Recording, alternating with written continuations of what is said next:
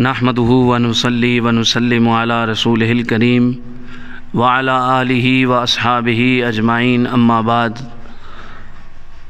محترم حضرات، جیسا کہ آپ کے علم میں ہے،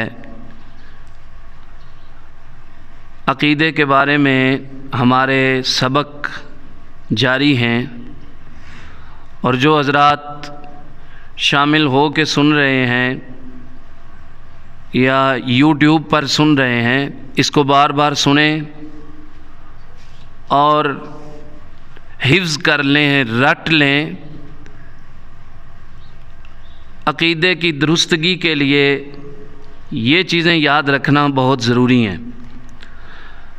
اللہ پاک اور فرشتوں کے متعلق، انبیاء کے متعلق بیان ہو چکا، قیامت کے بارے میں عقیدہ کیا رکھنا چاہیے یہ بھی بیان ہو چکا۔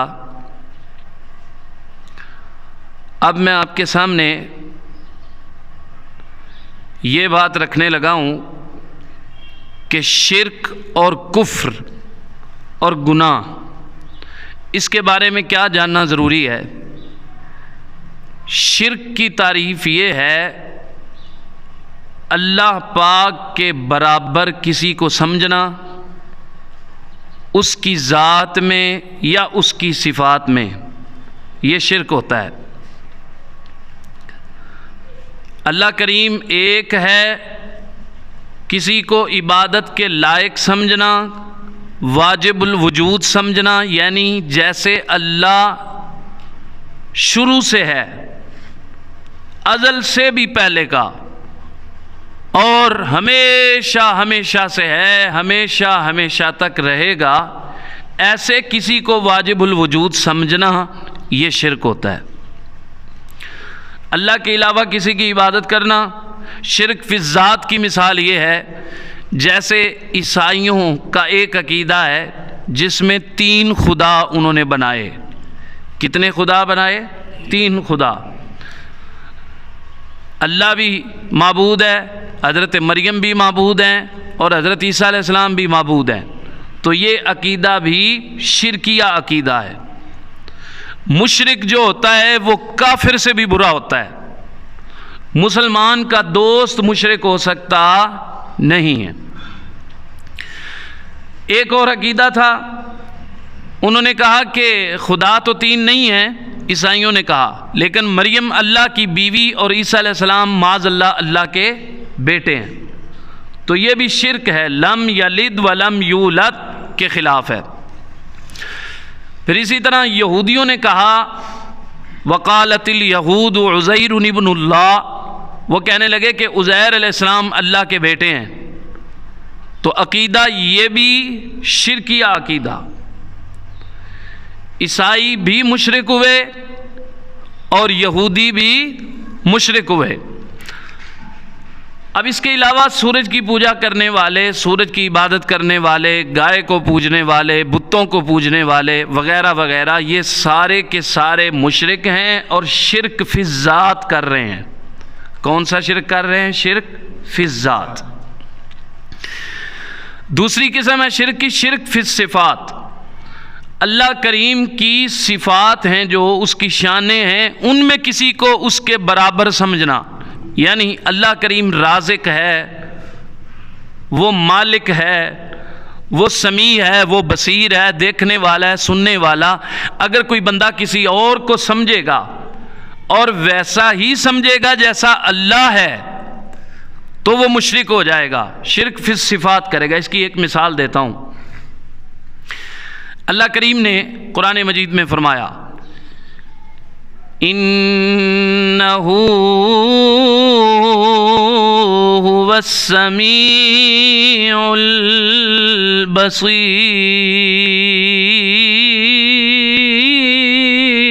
البصیر۔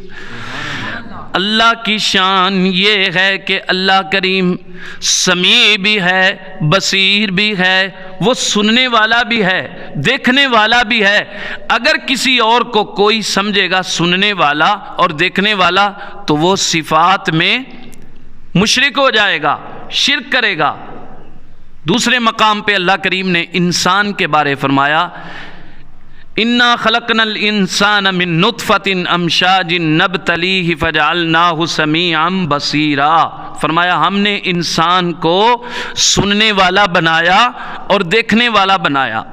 تو اللہ بھی دیکھنے والا اور سننے والا، انسان بھی دیکھنے والا اور سننے والا۔ صفات میں شرک تو بظاہر دیکھا جائے تو ہو رہا ہے، لیکن قرآن شرک کی تعلیم نہیں دیتا۔ اس میں ایک باریک بات ہے سمجھنے والی، وہ یہ ہے کہ یہ جو انسان سننے اور دیکھنے والا ہے یہ اللہ کی طرح سننے اور دیکھنے والا نہیں ہے۔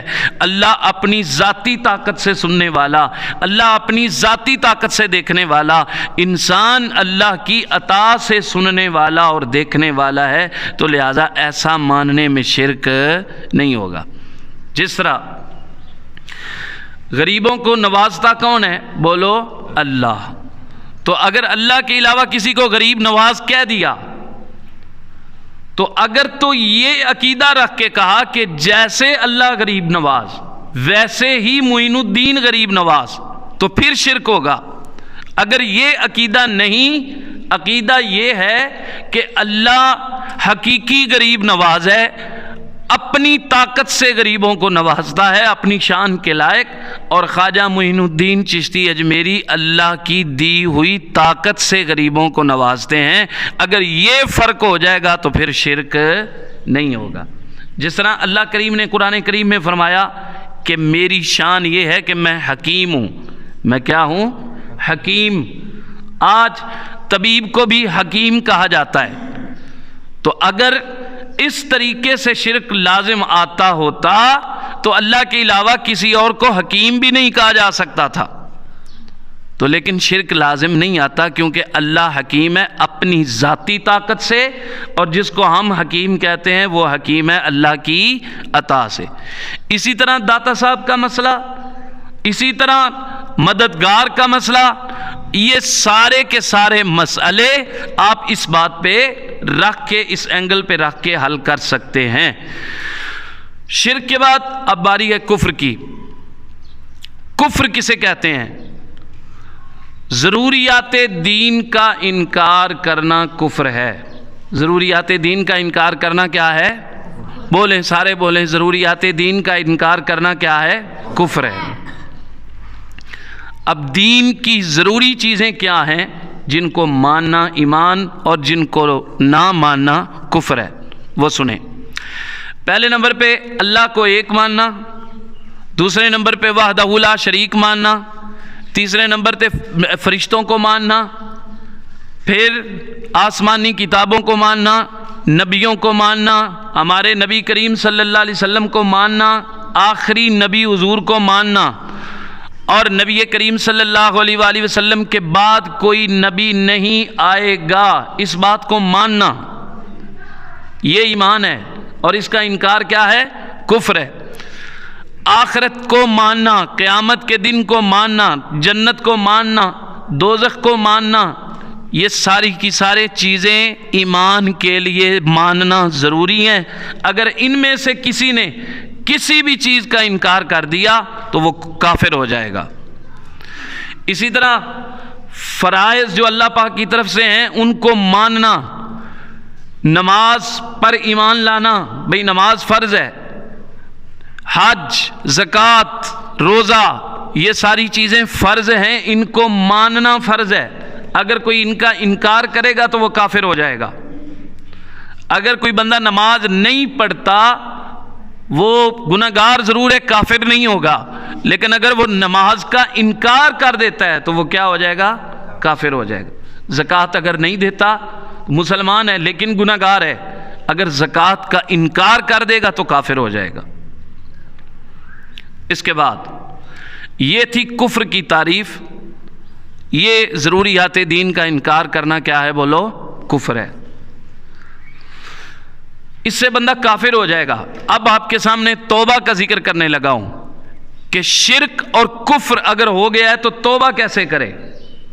اگر کسی انسان سے شرک کی غلطی ہو گئی یا کفر کی غلطی ہوگی تو توبہ کا دروازہ بند نہیں ہوا. اگر وہ توبہ کرنا چاہتا ہے تو اس کے لیے تجدید ایمان کرنا ضروری ہے، یعنی کلمہ بھی دوبارہ پڑھے، پھر اس کے بعد تجدید نکاح کرے. اگر شادی شدہ تھا، کافر ہوتے ہی، مشرک ہوتے ہی اس کی بیوی اس کے نکاح سے فارغ ہو گئی. اب توبہ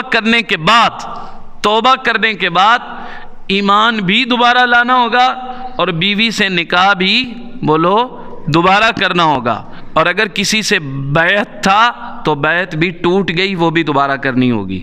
یہ ہے کفر اور شرک سے توبہ کرنے کا طریقہ. اب اس کے بعد گناہ کا علم رکھنا بھی ضروری ہے.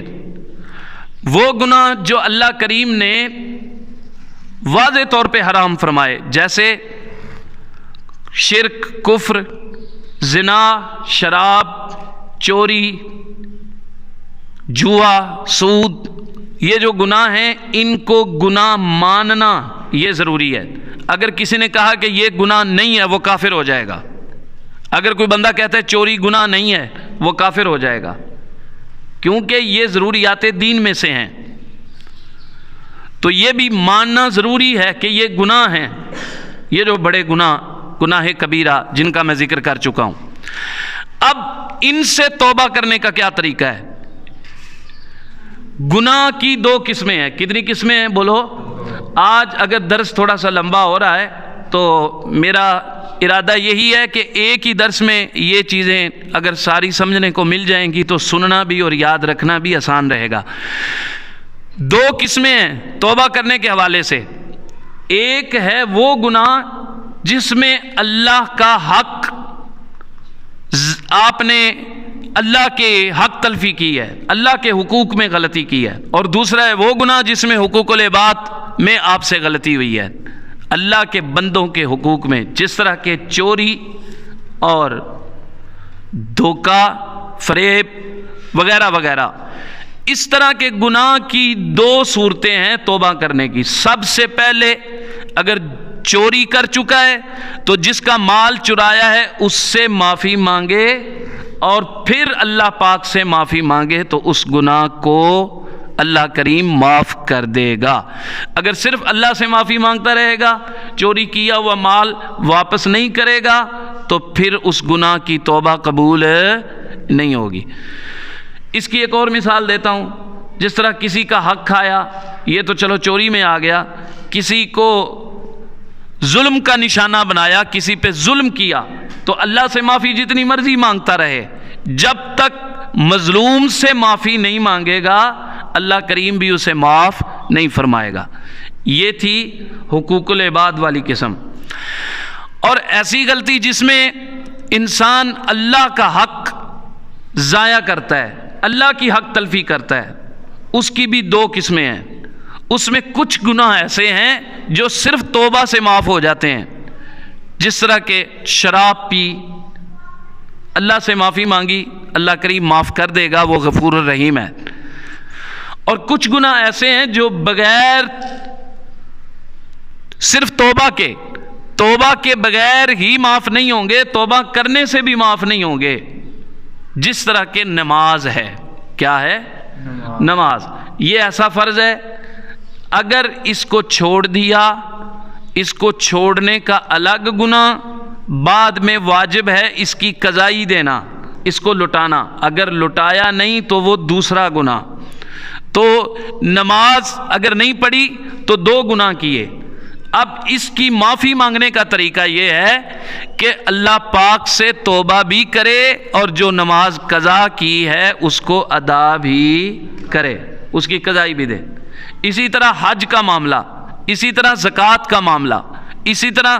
اور یہ اتنا ضروری ہے نماز کا کہ حج کا کہ انسان مرنے سے پہلے اگر اس کے ذمے نمازیں ہیں، زکوٰۃ ہے اس نے ادا نہیں کی، حج تھا اس پہ فرض اس نے ادا نہیں کیا، تو مرنے سے پہلے جو وصیت کرے اس میں یہ بات اپنے بچوں کو، اپنے گھر والوں کو وصیت کے طور پہ بیان کرے.